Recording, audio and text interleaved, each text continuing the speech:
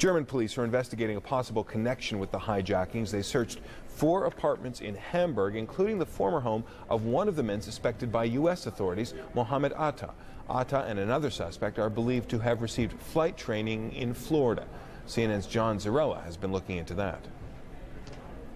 Unfortunately, sadly enough, Henry George feels pain, extreme frustration, and great regret. I don't want to believe that what I did made him successful. Last December 29th and 30th at his Opelika Flight Training School, George gave 2 Middle Eastern men some basic lessons in a simulator on how to fly a jet aircraft. The 2 men were Mohammed Atta and Marwan al-Shari. The FBI is now combing through apartments in South Florida, checking cars and mailboxes, all linked to Mohammed Atta.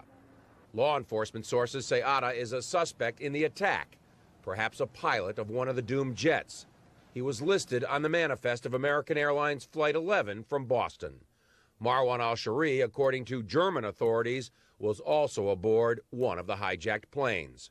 The story Atta and al-Shari gave their flight instructor was this. They were on their way home, and they wanted the exposure to jet flying, or an introduction to jet flying, because they were hoping to get a job with their airline in their country.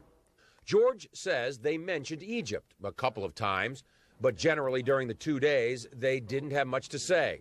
No small talk. They were low-key individuals, maybe even call them shy.